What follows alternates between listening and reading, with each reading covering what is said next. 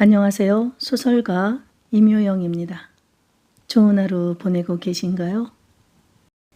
혹여 요즘 힘든 분이 계신가요?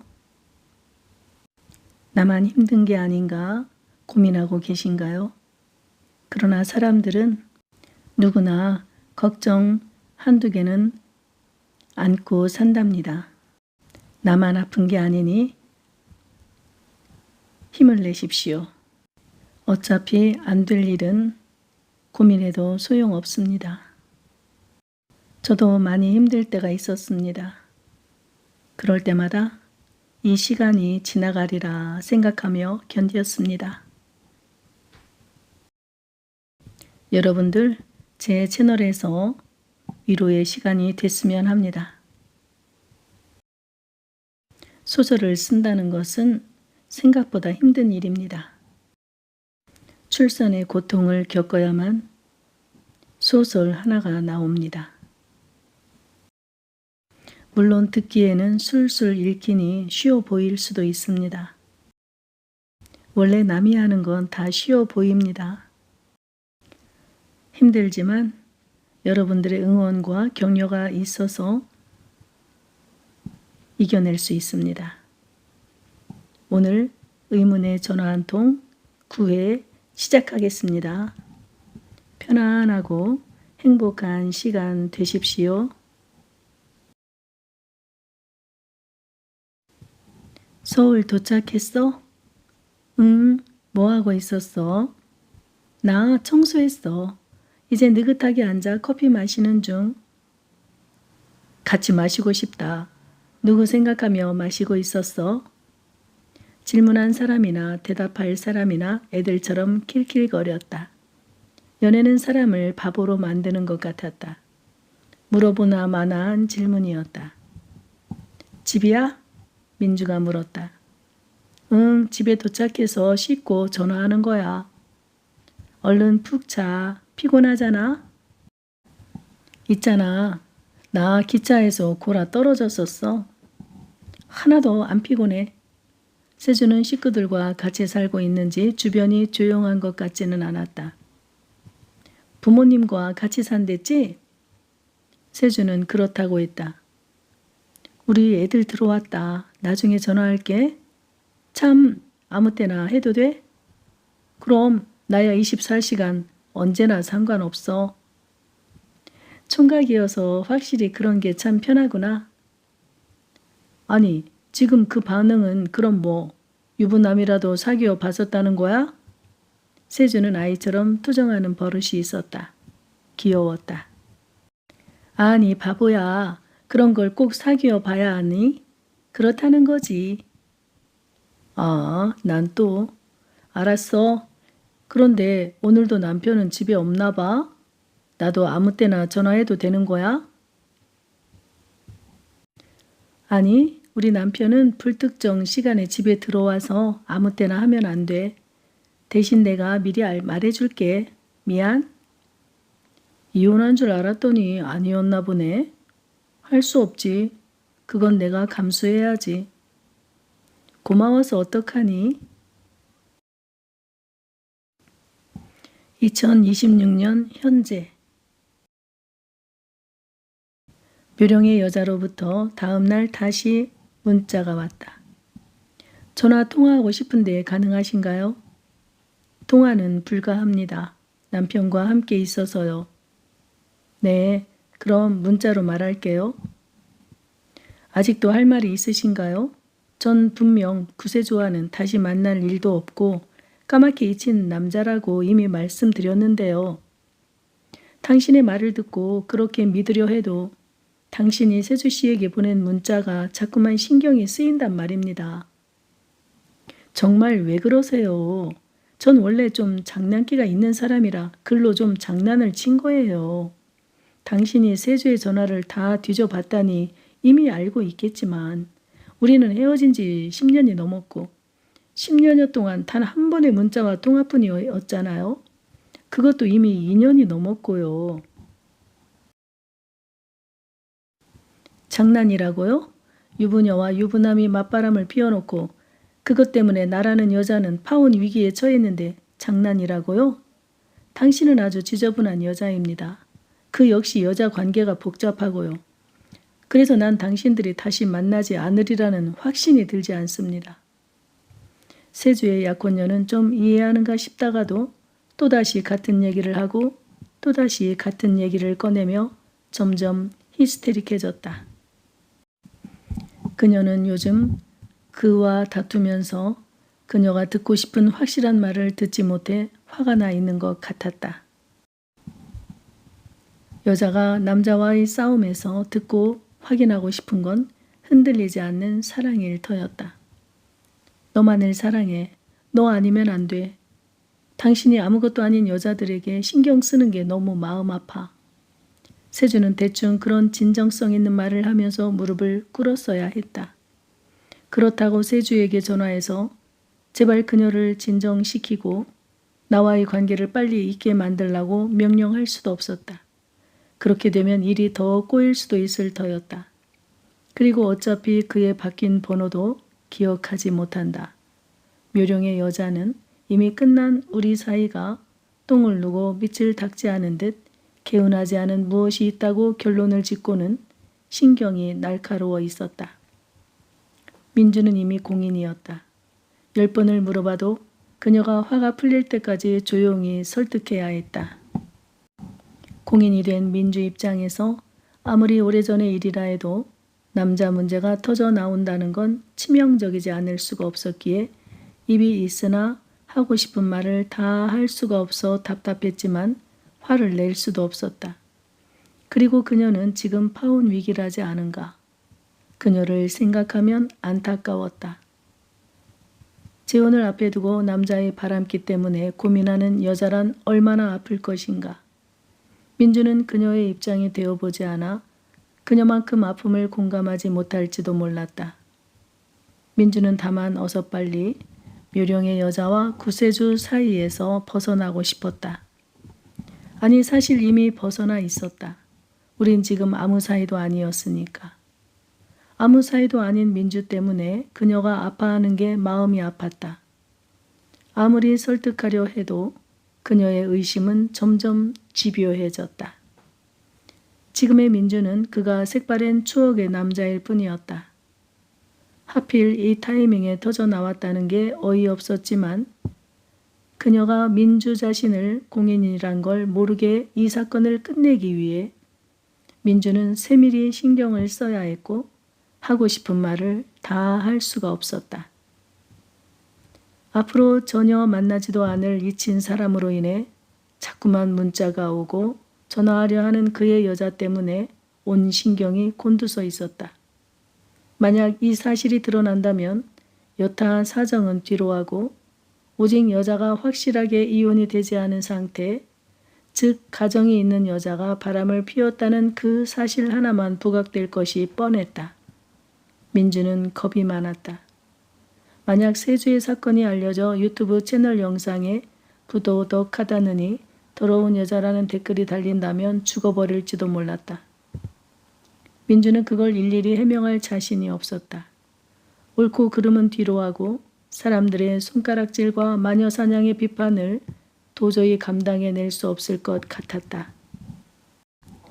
공인이라는 이유로 대중들은 벌떼처럼 몰려들어 더 부풀리며 낭떠러지로 끊임없이 밀고 갈 것이다. 없던 얘기까지 부풀려지면서 얼마나 사람들의 입과 손이 바빠질 것인가. 재혼을 앞둔 당신 입장으로선 신경이 쓰이고 불편하리라는 걸 충분히 이해합니다. 그러나 확실한 건 우리들의 일은 어쨌든 과거의 일이고 앞으로 두 분이 함께할 앞날의 시간에 저는 조금도 방해되지 않을 수 있다는 사실을 자신 있게 말씀드릴 수 있습니다. 어쨌든 저로 인해 마음이 불편하셨다니 다시 한번 죄송하고요. 하늘에 맹세코 둘이 다시 만날 일은 없습니다. 맹세할 수 있어요? 정말로요. 진짜로요. 맹세합니다. 며칠 동안 그녀에게서 문자가 없자 민주는 이제 끝났나 싶었다. 그런데 그녀에게서 또다시 문자가 날아왔다. 세주 씨를 추궁하다 보니 2002년에 만나 2008년에 헤어지게 되었다고 하던데요. 그건 맞나요? 네, 맞아요. 세주 씨를 감싸려고도 하지 말고요. 그때 두 사람이 어떤 관계였는지 그 사실을 알고 싶습니다. 민주는 답답했다. 민주 자신을 위해서가 아니라 앞으로 앞날을 같이 할 여자가 들어서는 안 될 여러 가지 이유가 있었기에 자꾸만 진실이 알고 싶다는 그녀가 안쓰러웠다.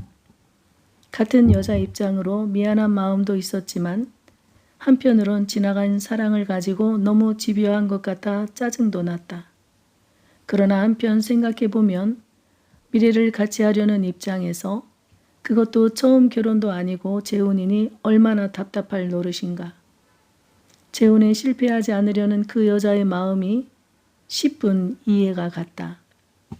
그렇다고 이쪽에서 자꾸 절절매는 모습을 보이면 언제까지고 전화나 문자로 따질 것 같은 생각에 조금 마음을 굳게 먹어야겠다고 다짐하고 있는데 그녀에게서 또 문자가 날아왔다.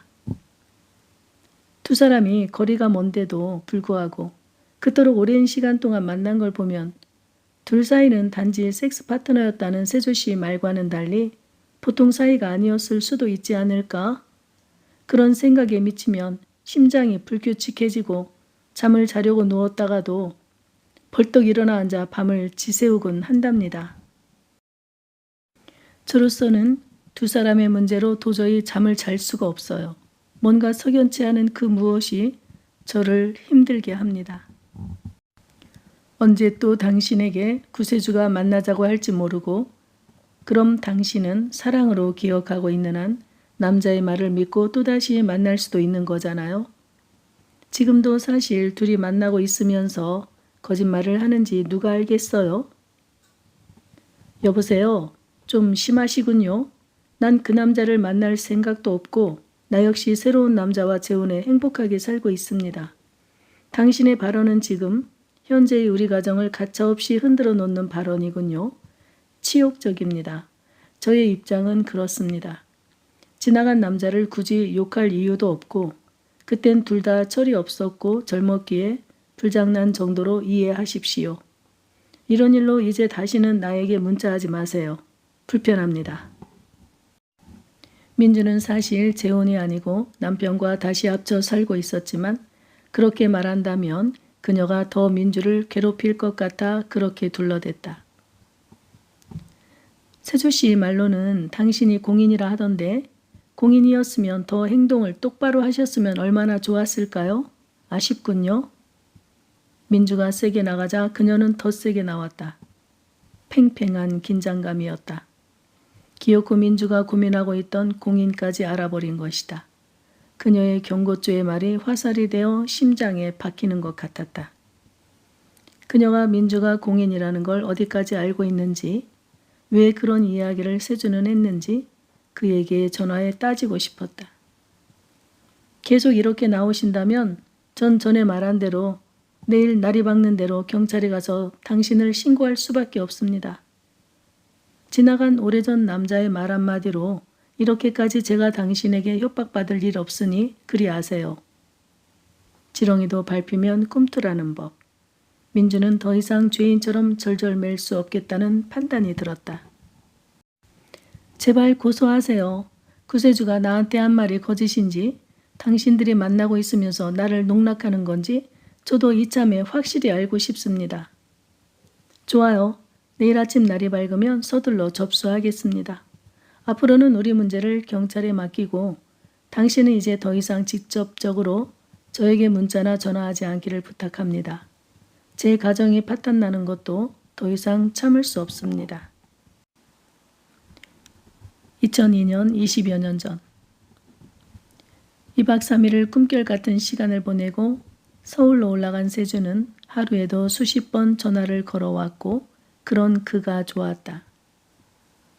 민주가 아르바이트하는 오전 시간에는 문자로 주고받았고 2시 이후 퇴근한 후부터는 전화를 거의 붙잡고 살았다.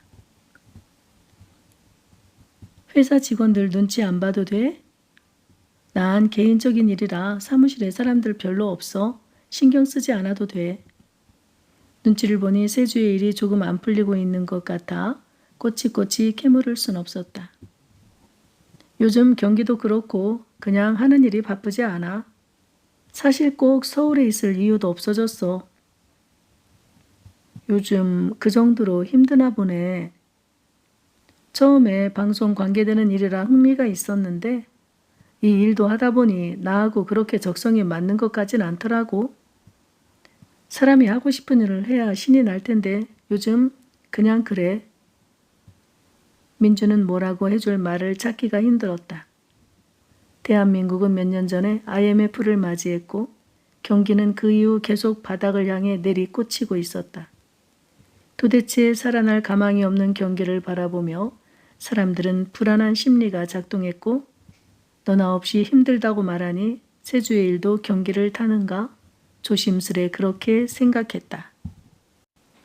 사실 남편도 요즘 하는 일이 힘들다며 아이들 학비를 줄여서 보내주고 있어.